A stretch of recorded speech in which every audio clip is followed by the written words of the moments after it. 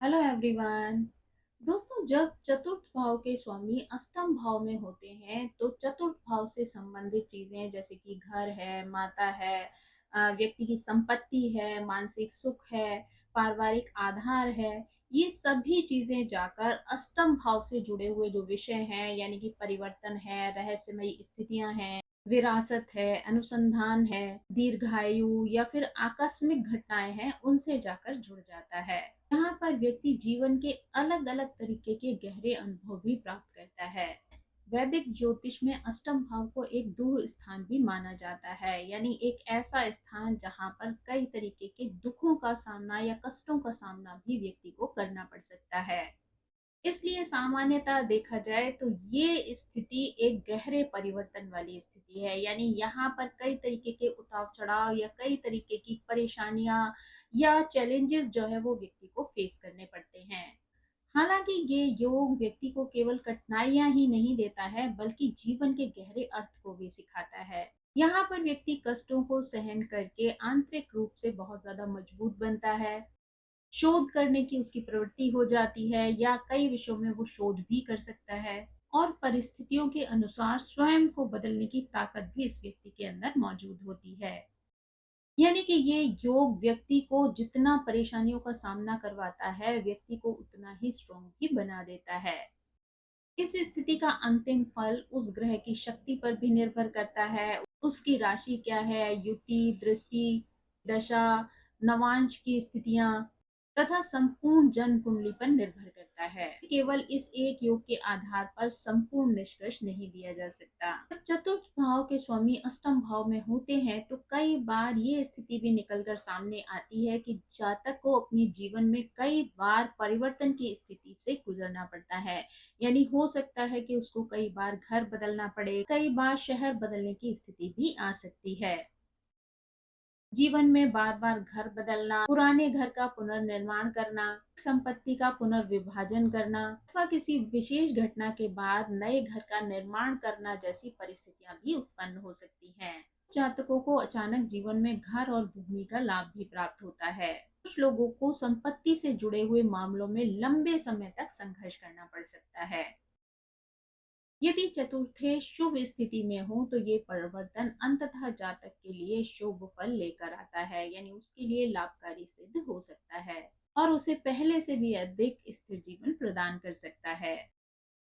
चतुर्थ भाव माता का भी प्रतिनिधित्व करता है और अष्टम भाव परिवर्तन का। इसलिए यहाँ पर कई बार ऐसी स्थिति भी उत्पन्न होती है जहाँ पर माता के साथ जो संबंध है उनमें भी उतार चढ़ाव की स्थिति देखने को मिलती है। यानी कई बार आपके उनके साथ बहुत अच्छे संबंध हो सकते हैं, गहरे संबंध हो सकते हैं, और वहीं पर कई बार रिश्ते खराब भी हो सकते हैं। यानी कि जीवन के अलग अलग चरणों में अलग अलग प्रभाव देखने को मिल सकता है।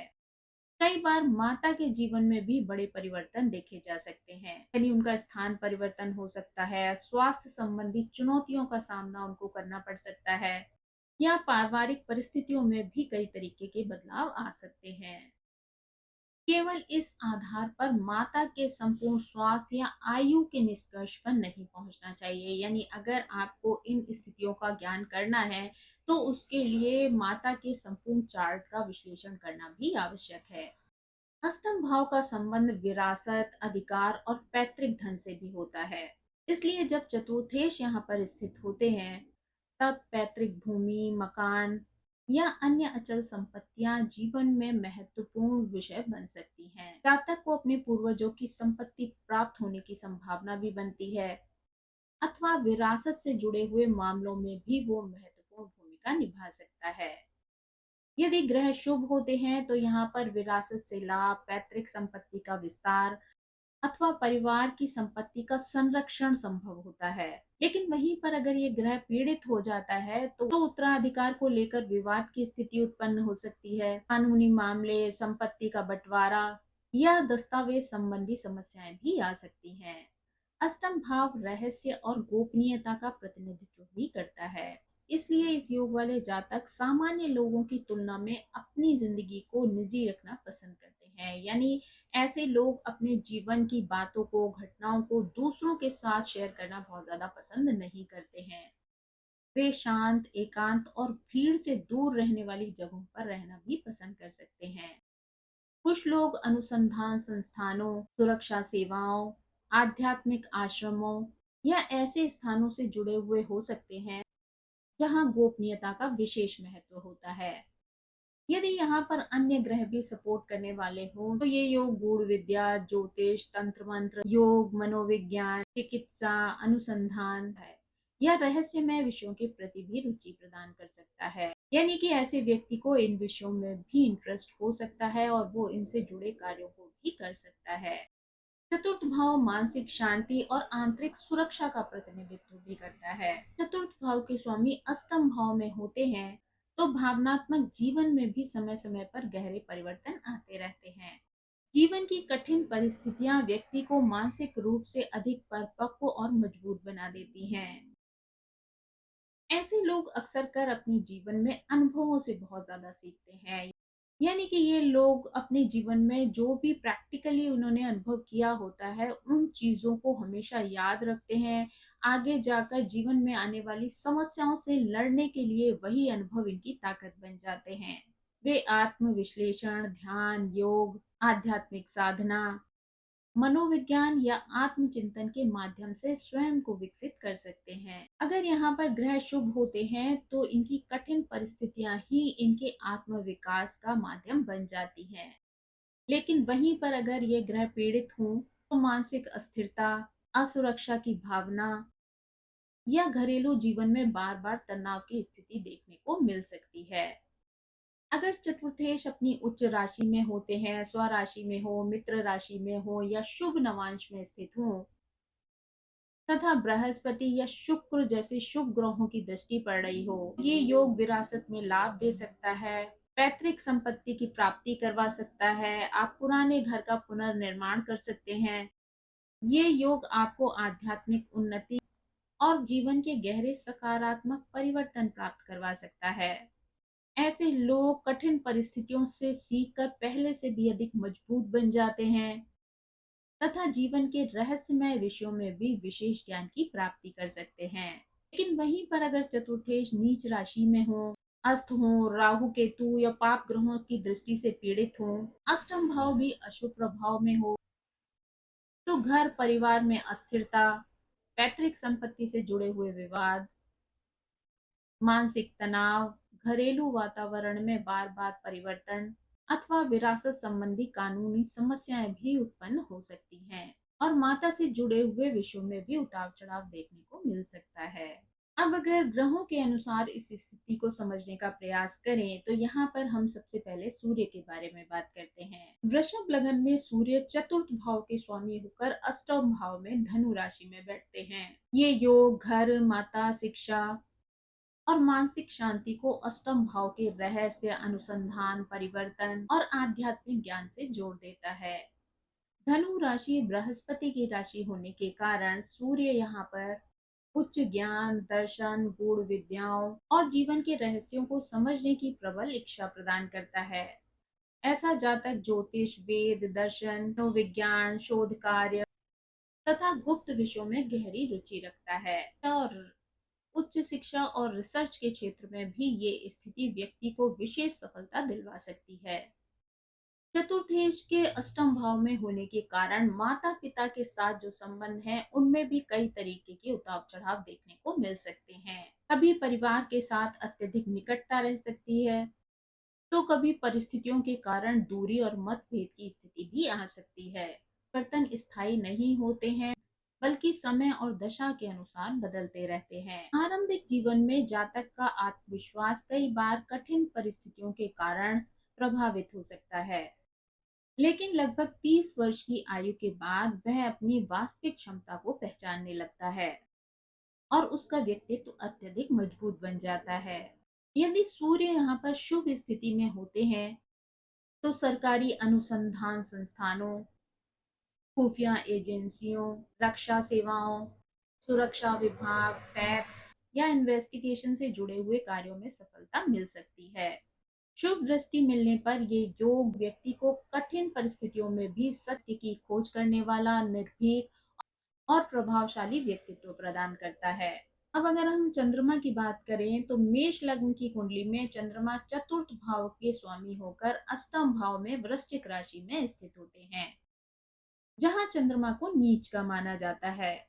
यहाँ पर चंद्रमा अगर नीच स्थिति में है और उन पर किसी शुभ ग्रह का प्रभाव नहीं पड़ रहा है, तो ये स्थिति भावनात्मक जीवन और माता से जुड़े हुए विषयों में गहरे उतार चढ़ाव ला सकती है। जातक जातक के जीवन में कई बार ऐसा अवसर आता है जहां पर घर का वातावरण अचानक से परिवर्तित हो जाता है, या माता के साथ जो संबंध है वो भी अचानक से बदलने लगते हैं। हालांकि ये जरूरी नहीं है कि हमेशा इसके जो रिजल्ट्स हैं वो निगेटिव ही हों, परंतु उसके संपूर्ण परिणामों को जानने के लिए संपूर्ण चार्ट का विश्लेषण करना आवश्यक है।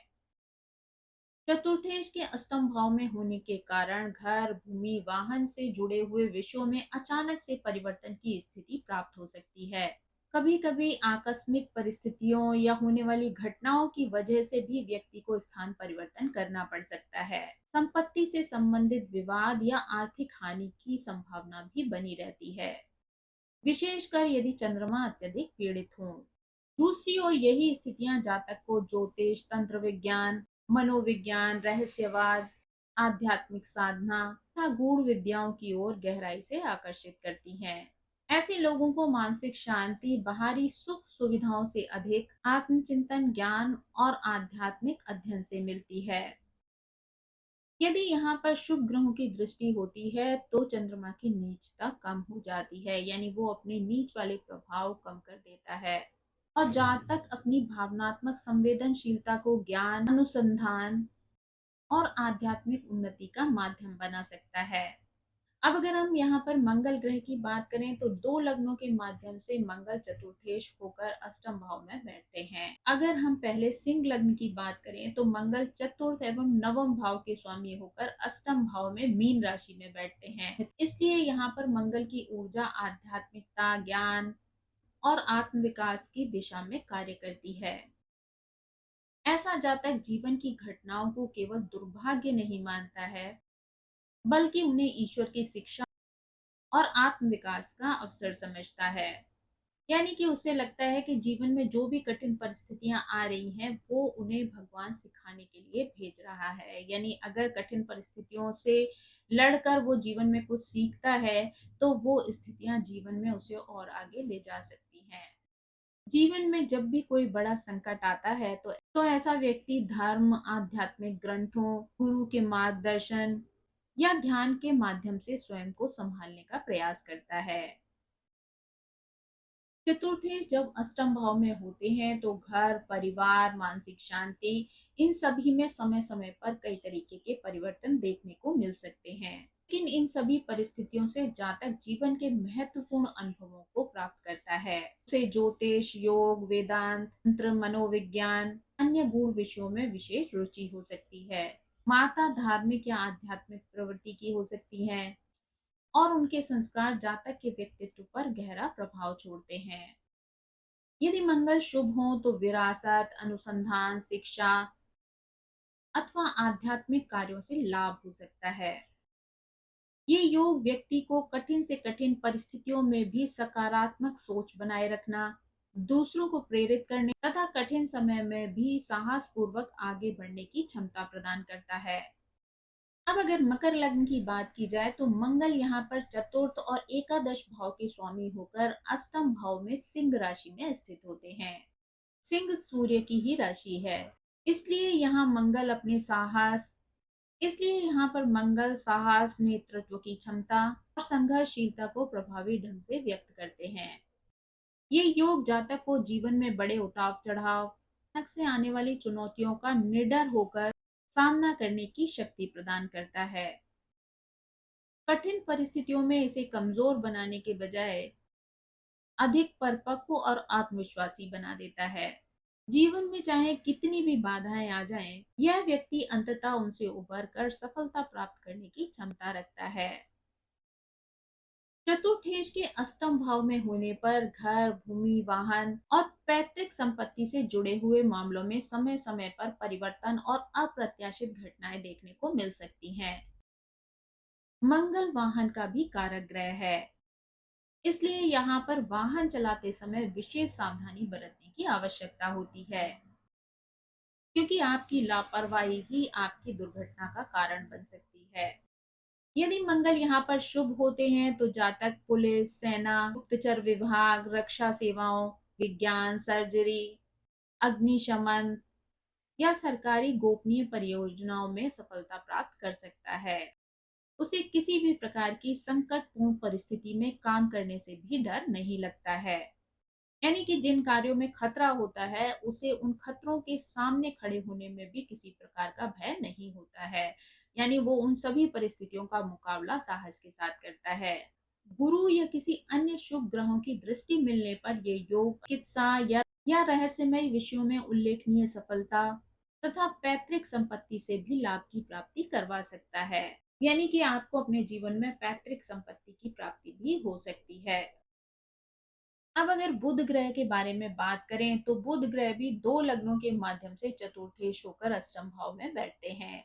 सबसे पहले अगर हम मिथुन लग्न की बात करें तो यहाँ पर बुध लग्नेश और चतुर्थेश होकर अष्टम भाव में मकर राशि में स्थित होते हैं।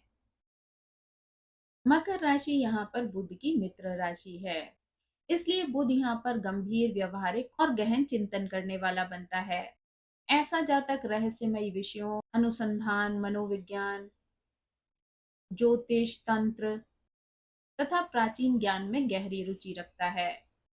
ऐसा व्यक्ति सतही ज्ञान से संतुष्ट नहीं होता है, बल्कि हर विषय में गहराई तक पहुंचने का प्रयास करता है। घर का वातावरण बचपन से ही गंभीर और अनुशासित हो सकता है, जिससे जातक कम बोलने वाला और विचारशील बनता है। उसकी वाणी प्रभावशील होती है और वो कम शब्दों में ही सार्थक बात कहने की क्षमता रखता है। यदि वह परामर्शदाता, लेखक, शोधकर्ता, ज्योतिषी या शिक्षक बने तो अपनी गहरी समझ से लोगों का मार्गदर्शन कर सकता है। चतुर्थेश के अष्टम भाव में होने से घर, संपत्ति या पारिवारिक जीवन में समय समय पर परिवर्तन देखने को मिल सकते हैं। यदि बुध शुभ हो तो जातक गूढ़ विषयों पर लेखन, शोध या शिक्षण के माध्यम से सम्मान और धन की प्राप्ति कर सकता है। शुभ दृष्टि मिलने पर यह योग मानसिक स्थिरता, उत्कृष्ट विश्लेषण क्षमता तथा कठिन समस्याओं का व्यावहारिक समाधान खोजने की अद्भुत क्षमता प्रदान करता है। अब अगर मीन लग्न की बात करें तो बुध यहाँ पर चतुर्थ और सप्तम भाव के स्वामी होकर अष्टम भाव में तुला राशि में स्थित होते हैं।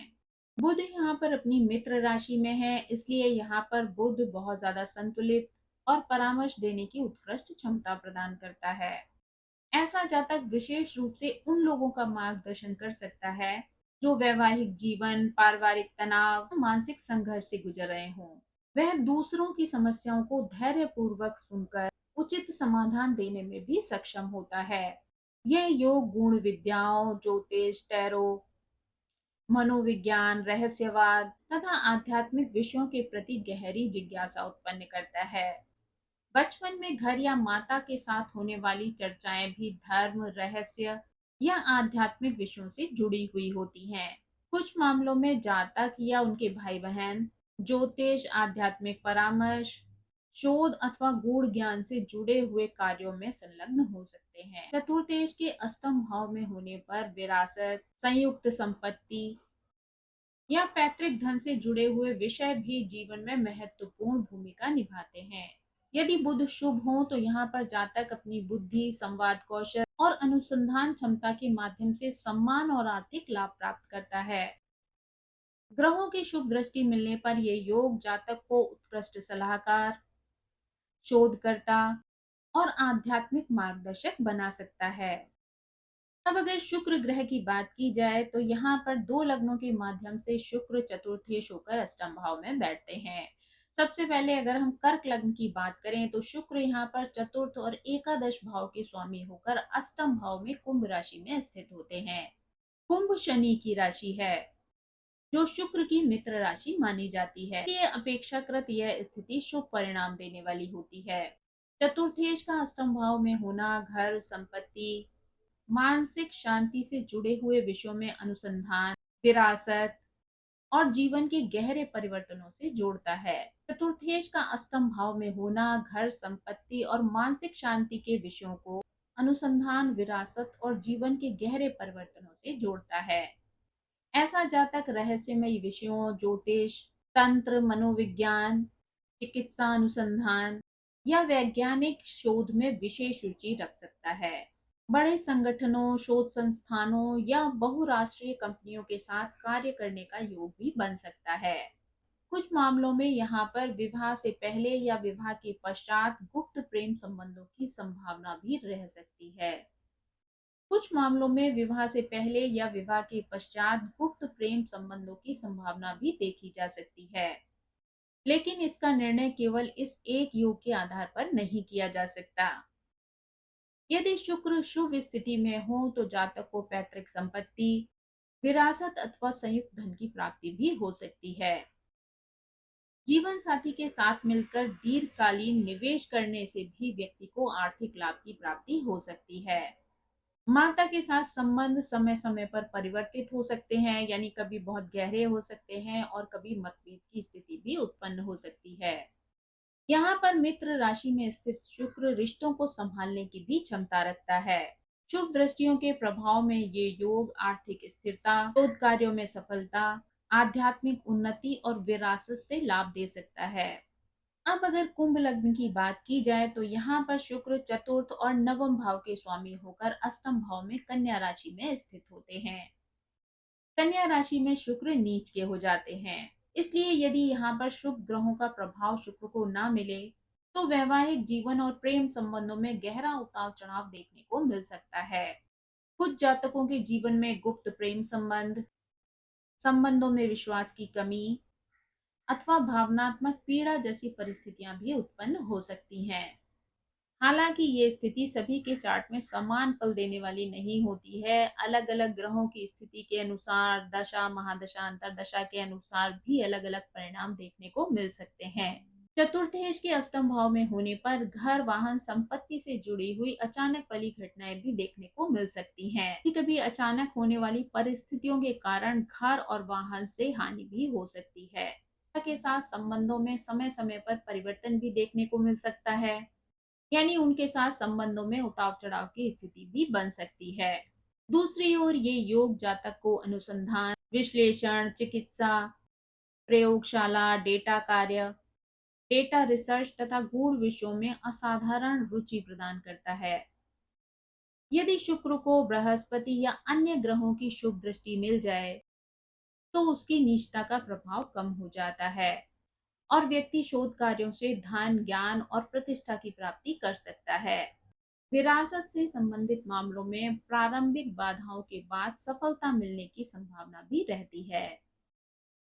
अब अगर गुरु ग्रह की बात की जाए तो गुरु भी दो लग्नों के माध्यम से चतुर्थ भाव के स्वामी होकर अष्टम भाव में बैठते हैं। पहला कन्या लग्न के माध्यम से, यानी यहाँ पर कन्या लग्न में गुरु चतुर्थ और सप्तम भाव के स्वामी होकर अष्टम भाव में मेष राशि में स्थित होते हैं। मेष मंगल की राशि होने के कारण यहाँ पर बृहस्पति गूढ़ ज्ञान, आध्यात्मिकता और अनुसंधान की ओर विशेष रुचि प्रदान करते हैं। जातक ज्योतिष, वेदांत, तंत्र मंत्र, दर्शन, मनोविज्ञान तथा रहस्यवादी विषयों में गंभीर विद्यार्थी या शिक्षक भी बन सकता है। कई बार माता स्वयं धार्मिक, विदुषी या आध्यात्मिक प्रवृत्ति की होती हैं। इसके माध्यम से जातक को भी गूढ़ ज्ञान की प्राप्ति हो सकती है।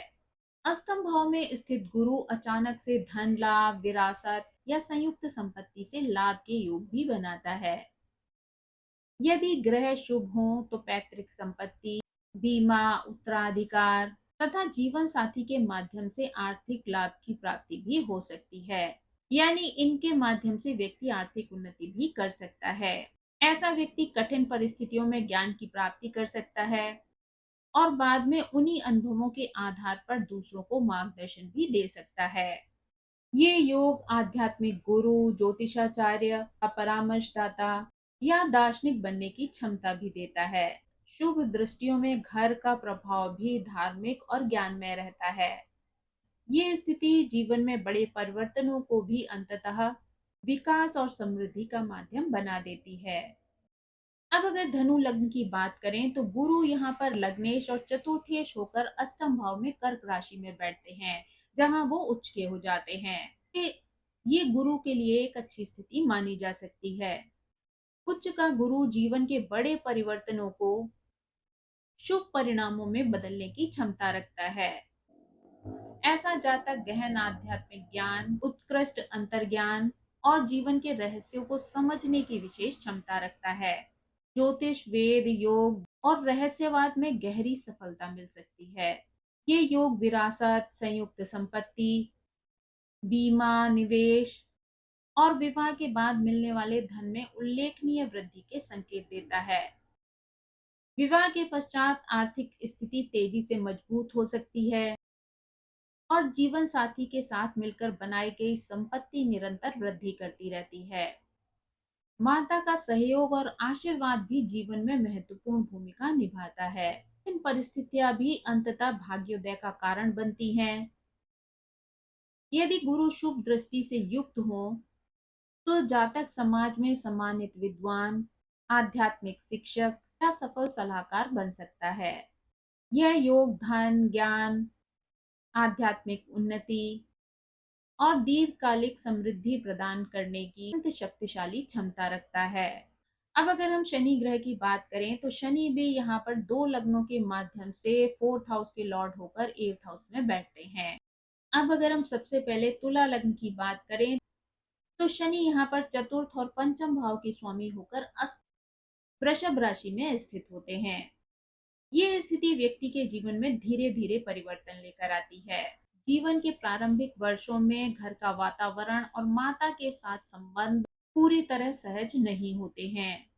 माता अपने जीवन में भी कई तरीके के संघर्षों और परिवर्तन से गुजरी होती हैं, जिसका प्रभाव जातक के स्वयं के जीवन पर भी पड़ता है।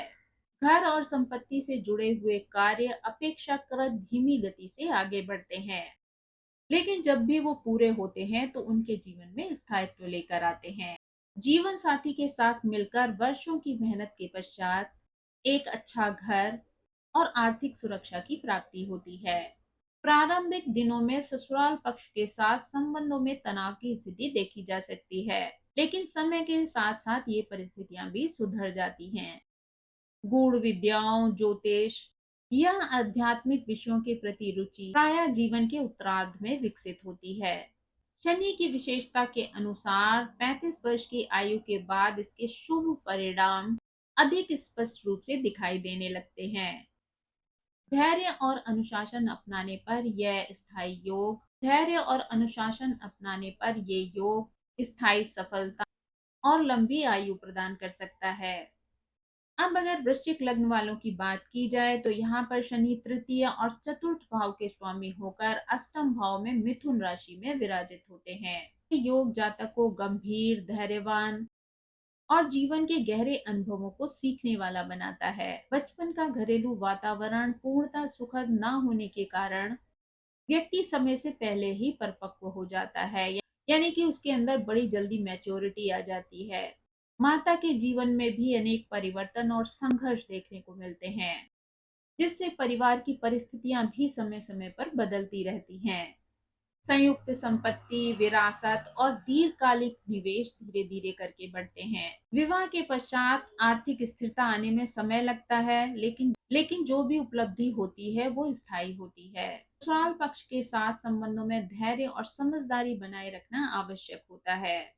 गूढ़ ज्ञान, ज्योतिष, योग या आध्यात्मिक साधनाओं में रुचि जीवन के मध्य या उत्तरार्ध में बढ़ती है। शनि यहाँ व्यक्ति को कठिन अनुभवों के माध्यम से परिपक्व बनाते हैं। 35 वर्ष की आयु के बाद व्यक्ति के जीवन में स्थिरता और सफलता स्पष्ट रूप से दिखाई देने लगती है। यदि शनि यहाँ पर शुभ दृष्टि में हो तो लंबी आयु, स्थायी संपत्ति और गंभीर आध्यात्मिक विकास का योग बनता है।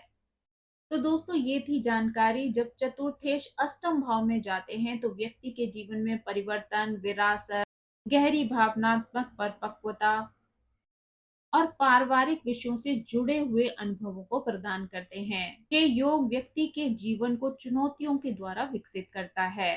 यानी व्यक्ति यहाँ पर अपने अनुभवों से, अपनी कठिनाइयों से जो कुछ भी सीखता है, उन्हीं के द्वारा जीवन में उसका विकास होता है।